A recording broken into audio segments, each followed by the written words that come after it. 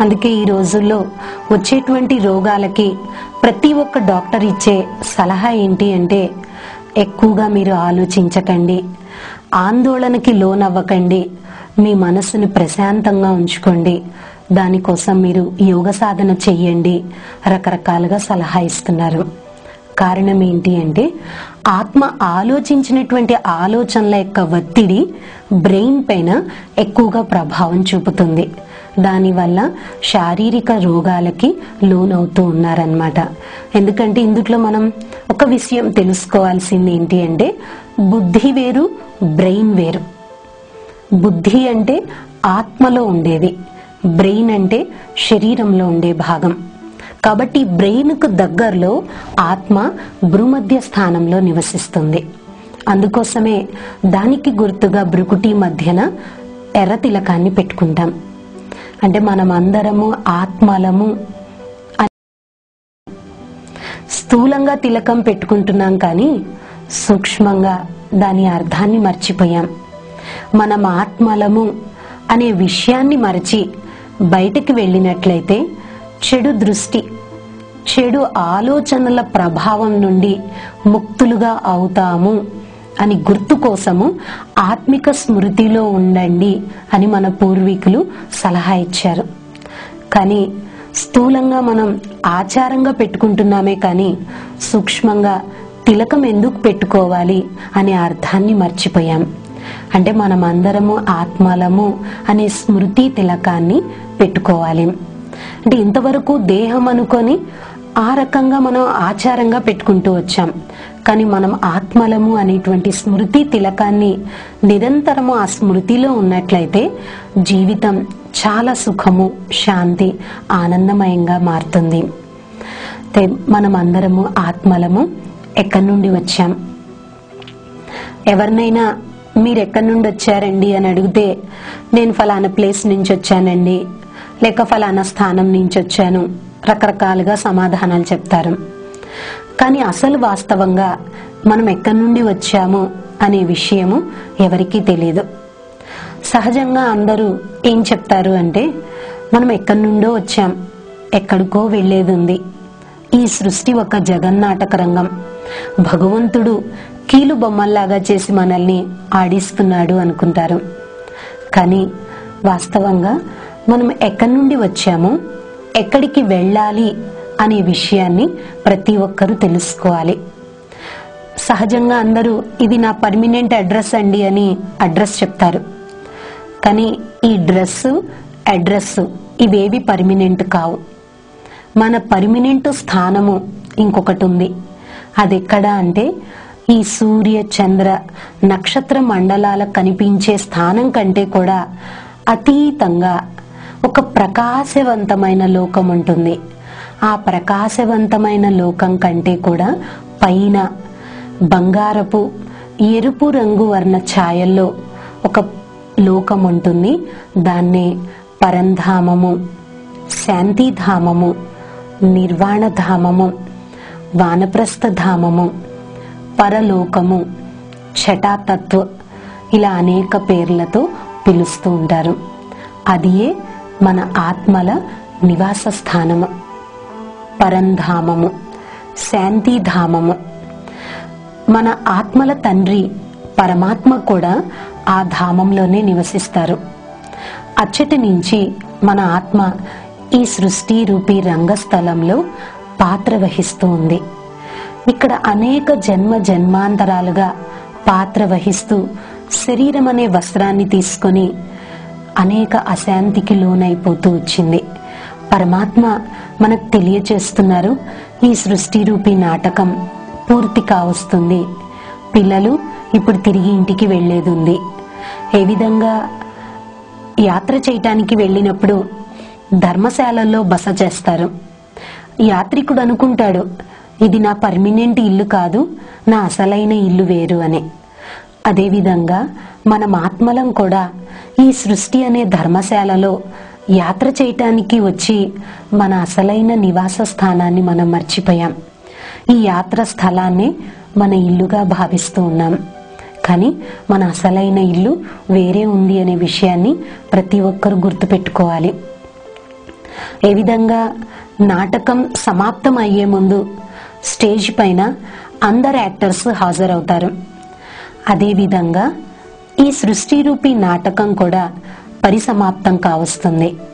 కాబట్టి ప్రపంచంలో జనాభా రోజు రోజుకి పెరిగిపోతుంది. అన్యాయము, అధర్మము, అక్రమాలు పెరిగిపోతున్నాయి.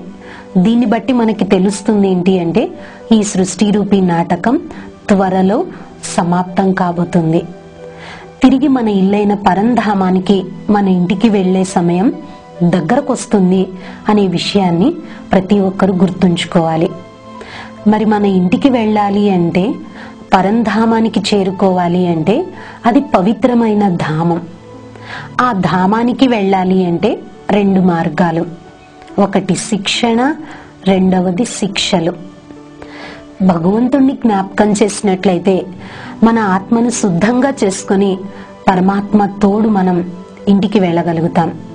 లేనట్లయితే శిక్షలు అనుభవించి పవిత్రంగా అయి ఇంటికి వెళ్లాల్సి వస్తుంది. కాబట్టి ఈ రెండింటిలో ఏ మార్గం మంచిది అనేది ఎవరికి వారు నిర్ణయించుకొని నడిచి పవిత్రంగా అయి మన ఇంటికి చేరుకుంటే చాలా బాగుంటుంది. ఎందుకంటే ఇంటికి వెళ్లే సమయం ఆసన్నమైంది. తిరిగి ఇంటికి తీసుకెళ్లటం కోసమే భగవంతుడి సృష్టి పైన అవతరించారు. కాబట్టి మన అసలైన నివాస స్థానము పరంధామము. అక్కడి నుండే మనం ఇక్కడ పాత్ర వహించటానికి వచ్చాం. ఈ నాటకంలో అందరూ రకరకాల పాత్రలు వహిస్తున్నారు. ఎవరి పాత్ర వారిదే. వాళ్ళు అంత మంచి పాత్ర వహిస్తున్నారు, వారి జీవితం అంత బాగుంది, నా జీవితం ఏంటి ఇలా ఉంది అని బాధపడాల్సిన అవసరం లేదు. ఎందుకంటే ఎవరి పాత్ర వాళ్ళది. ఆ ఆత్మకు తన పాత్ర లభించింది, నాకు నా పాత్ర లభించింది. నేను నా పాత్ర కరెక్ట్ గా వహించాలి అనే విషయాన్ని గుర్తుంచుకున్నప్పుడు జీవితంలో అసలైన శాంతిని పొందుతాం మనం. ఒకవేళ ఏ విధంగా ఒక నర్తకి నృత్యం చేసేటప్పుడు ఎదుటి వాళ్ళ యొక్క కాళ్ళని చూసినట్లయితే తన నృత్యం పాడైపోతుంది. అదేవిధంగా భగవంతుడు కూడా మనకు తెలియచేసేది ఏంటి అంటే ఈ సృష్టి రూపీ నాటకంలో మీరు ప్రతి ఒక్కరూ పాత్రధారులు. ఎవరికి వారికి పాత్ర లభించింది. తమ తమ పాత్రను ప్రతి ఒక్కరూ కరెక్ట్ గా పాత్ర వహించాలి. ఒకవేళ ఇతరుల పాత్రను చూసినట్లయితే మన పాత్రను మనం కరెక్ట్ గా వహించలేం. కాబట్టి మనం వహించలేము అంటే జీవితంలో అశాంతిమయంగా మార్చుకుంటాం, జీవితంలో ఆందోళనకి గురి అవుతూ ఉంటాం. కాబట్టి ఇతరుల యొక్క పాత్రను చూడకుండా మన పాత్రను చూసుకుంటూ కరెక్ట్ గా వహించినప్పుడే జీవితంలో అసలైన శాంతిని, సంతోషాన్ని అనుభవం చేసుకుంటాము. దాని తర్వాత మన ఆత్మ యొక్క స్వధర్మము. ఏ విధంగా భూమి యొక్క గుణం పంటనిస్తుంది, చంద్రుడి యొక్క గుణం చల్లదనాన్ని, శీతలతను అందిస్తాడు, సూర్యుడి గుణం వేడి, వెలుతురుస్తూ ఉంటుంది. అదేవిధంగా మన ఆత్మ యొక్క గుణం స్వధర్మము, ముఖ్యంగా 7 గుణాలు. సత్వగుణము అంటాం మనము. సత్వగుణము అంటే 7 గుణ్, 7 గుణాలు. ఆత్మలో ఉన్నటువంటి మౌలిక గుణాలు 7 గుణాలు. ఆ 7 గుణాలు ఏంటి అంటే మొదటిది జ్ఞానము, రెండవది పవిత్రత, మూడవది శాంతి, నాలుగవది ప్రేమ, ఐదవది సుఖము, ఆరవది ఆనందము, ఏడవది శక్తి. ఈ 7 గుణాల సముదాయాన్నే మనోబలము, విల్ పవర్ అంటారు. ప్రతి ఒక్క వ్యక్తి మానసిక ఒత్తిడి నుండి ఉపశమనాన్ని కలిగింప చేసుకోవటానికి ప్రతి ఒక్క వ్యక్తి అనుకునేది ఏంటి అంటే నాలో మనోబలం కావాలి, నాకు విల్ పవర్ కావాలండి అంటారు. కానీ ఆ మనోబలం, ఆ విల్ పవర్ అంటే ఏంటి అనేది ఎవరికీ తెలియదు. ఆ మనోబలము, ఆ విల్ పవర్ పొందాలి అంటే ఆత్మలో ఉన్నటువంటి 7 గుణాలను తెలుసుకోవాలి. జ్ఞానము అంటే ఇన్ఫర్మేషన్, ప్రతి ఒక్క విషయాన్ని తెలుసుకోవటం. ఆత్మ గురించి, పరమాత్మ గురించి, సృష్టి గురించి కర్మల గురించి, ఈ జగన్నాటకం గురించి, అన్నింటి గురించి ఎప్పుడైతే మనం అవగాహన చేసుకుంటామో అప్పుడే మనస్సు యొక్క ఆలోచనలు పవిత్రంగా మారతాయి.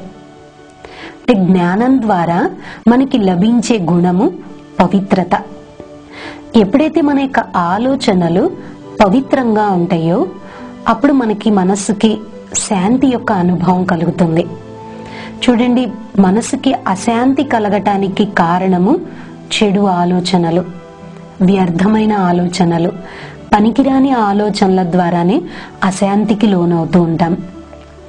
ఎప్పుడైతే జ్ఞానాన్ని తెలుసుకొని అవగాహన చేసుకుంటామో మన ఆలోచనలు పవిత్రంగా మారతాయి. ఎప్పుడైతే ఆలోచనలు పవిత్రంగా మారతాయో మనసుకు శాంతి యొక్క అనుభూతి కలుగుతుంది. మనసు ఎప్పుడైతే ప్రశాంతంగా ఉంటుందో అందరితో మనం ప్రేమపూర్వకంగా వ్యవహారం చేయగలుగుతాం. ఏ విధంగా పిల్లలు, స్కూల్కి వెళ్ళిన పిల్లలు ఒక అరగంట ఆలస్యమైందనుకోండి, ఇంట్లో తల్లి ఆలోచిస్తుంది, అయ్యో నా అబ్బాయి రాలేదు, ఏమైపోయాడో, యాక్సిడెంట్ జరిగిందేమో, ఏదన్నా అయిపోయిందేమో, చెడుగా ఆలోచిస్తుంది. చూడండి, మన పిల్లల గురించి మనమే చెడుగా ఆలోచించి అశాంతికి లోనవుతున్నాం. ఆ సమయంలో ఒకవేళ కొంత ఓర్పు వహించి, ఎందుకు రాలేదో, స్కూల్లో ఏదన్నా పని ఉండొచ్చు, లేక స్పెషల్ క్లాస్ పెట్టి ఉండొచ్చు, ఓర్పుగా ఆలోచించినట్లయితే అశాంతికి లోనవ్వరు.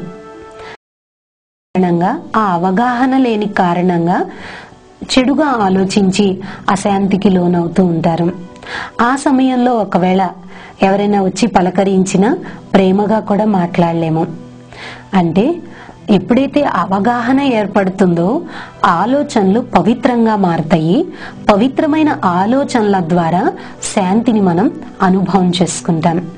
ఎప్పుడైతే శాంతిని మనం అనుభవం చేసుకుంటామో అప్పుడు అందరితో ప్రేమపూర్వకమైన వ్యవహారం ఉంటుంది. మనకు మనసులో ప్రశాంతత ఉన్నప్పుడే అందరితో ప్రేమగా మాట్లాడగలుగుతాం. మనసులో ప్రశాంతత లేనప్పుడు ఎవరితో కూడా మనం ప్రేమగా మాట్లాడలేము. ఎప్పుడైతే మన వ్యవహారం ప్రేమగా ఉంటుందో సుఖం యొక్క అనుభవం కలుగుతుంది. అందరితో మనం చాలా సుఖంగా మన సంబంధం ఉన్నట్లు అనుభవం చేసుకుంటాం. సుఖం యొక్క అంతిమ స్టేజే ఆనందం. ఆనందానికి మించిన శబ్దం. ఆనందము అన్నింటికంటే ఉన్నతమైన పదం. అందుకనే పీఠాధిపతులైన సన్యాసులకు కూడా పేర్లు పెట్టేటప్పుడు ఆనంద్ అనేటువంటి పేరు వస్తుంది. సచ్చితానంద్, దేవానంద్, ఇలా ఆనంద్ అనే పేర్లు వస్తాయి. ఎందుకంటే ఆనందము అన్నింటికంటే గొప్పది. ఆనందానికి వ్యతిరేక పదం లేదు. ఏ విధంగా జ్ఞానానికి అజ్ఞానము, పవిత్రతకు అపవిత్రత, శాంతికి అశాంతి, సుఖానికి దుఃఖము, ఆనందానికి వ్యతిరేకమైన పదం లేదు. ఎందుకంటే ఆనందము అన్నింటికంటే ఉన్నతమైంది. ఆనందం ఎప్పుడైతే కలుగుతుందో మనిషి ఏ కార్యం చేయాలన్నా కూడా శక్తి లభిస్తుంది. ఇక్కడ కూడా చూడండి, ఎవరికైనా శారీరకంగా ఆరోగ్యంగా లేకున్నా ఆనందకరమైన విషయం విన్నప్పుడు ఏ పని చేయాలన్నా కూడా శక్తి లభిస్తుంది. అంటే ఆనందం అనేది అన్నింటికంటే, ఈ ఆనందం ద్వారా ఎట్లాంటి కఠినమైన పని చేయాలన్నా కూడా శక్తి లభిస్తుంది. ఈ 7 గుణాల సముదాయమే మనోబలము. ఈ 7 గుణాలు ఆత్మలో ఉన్నటువంటి గుణాలు, మౌలిక గుణాలు. ఈ మౌలిక గుణాలు మనలోనే ఉన్నాయి. దీన్ని జాగృతం చేయాలి. మనం నిద్రావస్థలో ఉన్నాయి. వాటిని ఎప్పుడైతే ఆ యొక్క గుణాలని తప్పకుండా మనం జీవితంలో అనుభవం చేసుకోగలుగుతాము. అయితే ఈ యొక్క 7 గుణాలు శరీరంలో కూడా 7 భాగాలకి ప్రేరేపిస్తాయి. ఏ విధంగా శరీరంలో ఏదైతే ఉందో జ్ఞానానికి ప్రేరేపిస్తుంది. బ్రెయిన్ పాత్ర, ఒక పాత్ర పవిత్రతకు ప్రేరేపిస్తుంది. ఈ కంఠం ఏదైతే ఉందో ఇది శాంతికి గుర్తు. హృదయము ప్రేమకి గుర్తు. అంటే హృదయం అనేది ప్రేమకు. ఈ కడుపు ఏదైతే ఉందో ఇది సుఖానికి గుర్తు. శరీరంలో గ్రంథులు ఏవైతే ఉన్నాయో ఇవి ఆనందానికి గుర్తు. శరీరంలో ఎక్కడెక్కడైతే జాయింట్స్ ఉంటాయో శక్తికి గుర్తు. అంటే ఆత్మలో ఉన్నటువంటి 7 గుణాలు శరీరంలో కూడా 7 భాగాలకి అంటే 7 వ్యవస్థలకు ప్రేరేపిస్తూ ఉంటుంది. ఒకవేళ ఏ వ్యవస్థ శరీరంలో సరిగ్గా పనిచేయకుంటే ఆ యొక్క గుణాన్ని ఎప్పుడైతే ఆ వ్యవస్థకు మనం అందిస్తామో ఆ యొక్క పార్ట్ ఆ వ్యవస్థ సక్రమంగా పనిచేస్తూ ఉంటుంది. అయితే ఈ గుణాల్ని మనం జాగృతం చెయ్యాలి అంటే వాటి యొక్క చింతన చెయ్యాలి. ఏ విధంగా శరీరం పంచతత్వాలతో తయారైంది కాబట్టి గాలి కావాలి, అగ్ని కావాలి, నీరు కావాలి అని ప్రేరేపిస్తూ ఉంటుంది. అదే విధంగా చూడండి, ఎవరికైనా మీరు కడుపు నిండా అన్నం పెట్టి తిడుతూ ఉంటారనుకోండి, వాళ్ళకు సంతోషంగా శాంతిగా తినరు. ఏమంటారు, నువ్వు కడుపు నిండా అన్నం పెట్టకున్నా పర్లేదు, ప్రశాంతంగా నాకు కొంచెం పెట్టినా చాలు అంటారు. అంటే ప్రతి ఒక్కరూ కోరుకునేది ఏంటి అంటే శాంతి కావాలి, సుఖం కావాలి, ఆనందం కావాలి అని కోరుకుంటున్నారు. కారణం ఏంటి అంటే ఆత్మ ఈ మౌలిక గుణాలతో సమ్మేళితమయ్యింది. ఏ విధంగా చిన్న పిల్లల్ని చూడగానే వాళ్ళని చూడగానే ఏమనుకుంటాం, పవిత్ర స్వరూపులు వీళ్ళు, పవిత్రమైనటువంటి ఆత్మలు అంటాం. వాళ్ళని బ్రహ్మజ్ఞానులతో సమానము అని పోలుస్తాం మనం చిన్న పిల్లల్ని. ఒకవేళ చిన్నపిల్లలు నిద్రపోయినా ఎంత ప్రశాంతంగా నిద్రపోయారు అని పోలుస్తాం. అదే చిన్నపిల్లలు ఒకవేళ నవ్వినట్లయితే చాలా సుఖం యొక్క ఫీలింగ్ కలుగుతూ ఉంటుంది, మనకి చాలా హ్యాపీగా ఫీల్ అవుతూ ఉంటాం. కారణం ఏంటి అంటే ఆత్మలో ఉన్నటువంటి ఈ గుణాలని మనం స్వతహాగా ఫీల్ అవుతూ ఉంటాం, కానీ వాటిని కాసేపు కోసమే మనం అనుభవం చేసుకుంటున్నాం. కారణం ఏంటి అంటే ఆ యొక్క గుణాలని మనం నిద్రావస్థలో ఉంచేశాం. వాటిని ఇప్పుడు మనం వెలికి తీయాలి, జాగృతం చెయ్యాలి. జాగృతం చెయ్యాలి అంటే ఈ గుణాల యొక్క చింతన చెయ్యాలి. ఈ గుణాలను మనం ఎప్పుడైతే చింతన చేస్తామో ఆ యొక్క ఒక్కొక్క గుణాన్ని మనలో పెంపొందింప చేసుకోవచ్చు. ఒకవేళ మనసులో ఎప్పుడైనా చాలా అశాంతిగా ఒత్తిడికి లోనైనట్లు అనిపిస్తే ఒకటే మీరు సంకల్పం గుర్తుంచుకోండి, ఒకటే గుణాన్ని గుర్తు పెట్టుకోండి, నేను ఆత్మను, శాంత స్వరూపాన్ని. నేను ఆత్మను, శాంత స్వరూపాన్ని ఒక 5 సార్లు మీ మనస్సులో శాంతి యొక్క గుణాన్ని గుర్తు చేసుకోండి. ఆ మానసిక ఒత్తిడి నుంచి మీకు మీరు వెంటనే ఉపశమనాన్ని కలిగింప చేసుకుంటారు. ఒకవేళ మనస్సులో పనికిరాని ఆలోచనలు, ఎప్పుడెప్పుడో ఆలోచనలు వచ్చినట్లయితే నేను ఒక పవిత్ర స్వరూపాన్ని, నా మనస్సు ఒక పవిత్రమైన దేవాలయం, నా మనస్సుని నేను పవిత్రంగా ఉంచుకోవాలి అని ఎప్పుడైతే మీరు గుర్తు పెట్టుకుంటారో మనస్సులో వ్యర్థమైన ఆలోచనలు సమాప్తమవుతాయి. ఈ విధంగా ఒక్కొక్క గుణం యొక్క చింతన చేసినట్లయితే మనస్సుని మనం ప్రశాంతపరుచుకోగలుగుతాము. ఆత్మలో ఉన్నటువంటి గుణాల్ని కూడా జాగృతం చేయగలుగుతాము. అయితే ఇప్పుడు ఒక 5 నిమిషాలు మనం ఆత్మ చింతన చేస్తూ మన యొక్క గుణాల చింతన కూడా చేద్దాము. ఎందుకంటే ఆ చింతన చెయ్యాలి అంటే ఏ రకంగా దాన్ని మనం మనస్సులో అనుకున్నట్లయితే ఆ అనుభూతి చేసుకోగలుగుతాము అనేది తెలుసుకున్నట్లయితే ఎవరికి వారు ఆ సాధన చేయటం కూడా సహజమవుతుంది. మనస్సులో మనం సాధన చేసేటప్పుడు మనస్సుకు ప్రేమగా నచ్చ చెప్పాలి. హే మనస్సు, ఇప్పుడు నా గుణాల చింతన చేయబోతున్నాను, నా గుణాల్ని నేను అనుభవం చేసుకోవాలనుకుంటున్నాను. నా మనస్సులో ఏదైనా ఆలోచన వచ్చినట్లయితే నేను దాని గురించి తర్వాత ఆలోచిస్తాను. కాసేపు కోసం నేను నా యొక్క గుణాలను జాగృతం చేసుకోబోతున్నాను అని మనస్సుకి ప్రేమగా నచ్చ చెప్పండి. ప్రేమగా నచ్చ చెప్పినట్లయితే మనస్సు మాట వింటుంది. ఆ విధానంతో ఫస్ట్ దేహ భ్రాంతిని మరిచి ఆత్మచింతన చేస్తూ మనస్సును ఏకాగ్రం చేసినట్లయితే చాలా బాగుంటుంది. ఇది మీరు ప్రతి ఒక్కరూ మీ ఇంట్లో సాధన చేసుకున్నట్లయితే చాలా బాగుంటుంది.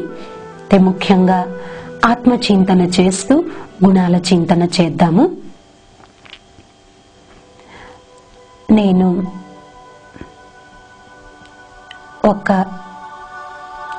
చైతన్య శక్తిని, అతి సూక్ష్మాతి సూక్ష్మమైన దివ్యమైన జ్యోతిర్బిందు స్వరూపమును, సత్యమైన వాడను, చైతన్య స్వరూపాన్ని, నేనొక ప్రకాశ స్వరూపాన్ని,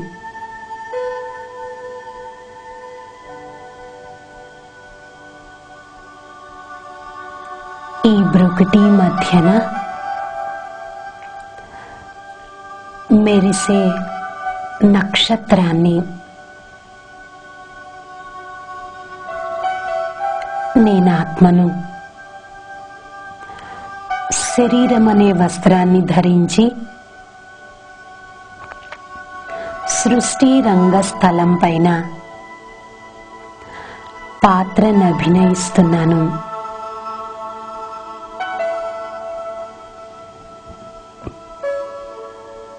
నేనిప్పుడు మనస్సు బుద్ధి ద్వారా ఆంతరిక జగత్తులో పయనిస్తూ ఉన్నాను.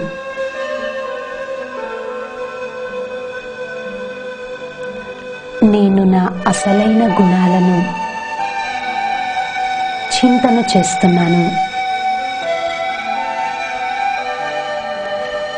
నేనొక శాంత స్వరూపాన్ని. శాంతి నా ఆత్మ యొక్క నిజ ధర్మము. నా ఆత్మ స్వభావమే శాంతిగా ఉండటం. నా అసలైన స్వరూపమే శాంతి. జన్మ జన్మల నుండి శరీరం అనే వస్త్రాన్ని ధరించి అశాంతికి లోనయ్యాను.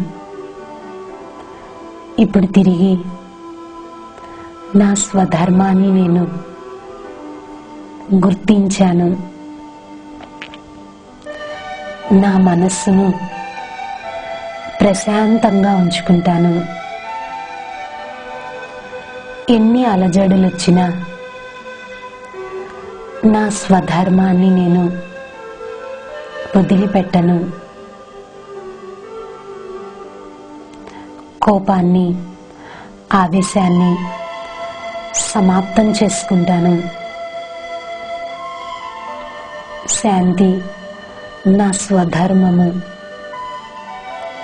కోపం నా యొక్క స్వధర్మం కాదు. నా మనస్సుని చాలా ప్రశాంతంగా ఉంచుకోవటానికి ప్రయత్నం చేస్తాను. నా అసలైన గుణమే శాంతిగా ఉండటం. నా నివాస స్థానము శాంతిధామము. అచ్చట నుంచే నేను పాత్ర వహించటానికి వచ్చాను.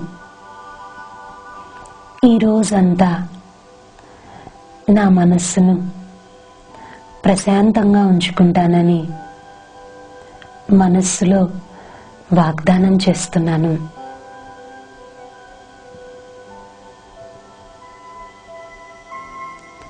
నేనొక ప్రేమ స్వరూపాన్ని. ప్రేమ నా ఆత్మ యొక్క మూల గుణము. నాకు ఎవరి పట్ల అసహ్యం యొక్క భావాలు లేవు. అందరూ నా వారిగా భావిస్తున్నాను. నేనున్నదే ప్రేమ స్వరూపాన్ని, ప్రేమ సాగరాన్ని. నేను అందరికీ ప్రేమనే పంచిపెడతాను. అందరితో ప్రేమగా వ్యవహరిస్తాను. అందరికీ ప్రేమతత్వాన్ని తెలియచేస్తాను. నేను ఆత్మను, సుఖ స్వరూపాన్ని. నా నుండి అందరికీ సుఖాన్ని అందిస్తాను. నేనున్నదే సుఖ స్వరూపమైన ఆత్మను. నేను శక్తి స్వరూపాన్ని. నాలో ఉన్న బలహీనతల్ని తొలగించుకుంటాను. శక్తి స్వరూపంగా ఉంటాను. ఎట్టి పరిస్థితుల్లోనైనా బలహీనంగా కాకుండా పరిస్థితుల్ని ధైర్యంగా ఎదుర్కోగలుగుతాను. నేను ఆత్మను. సర్వగుణాలతో సమ్మేళితమై ఉన్నాను. ఈ గుణాలు నా మౌలిక గుణాలు. వీటిని ఎప్పుడూ జాగృతం చేసుకునే ఉంటాను. ఓం శాంతి శాంతి శాంతి. ఓం శాంతి.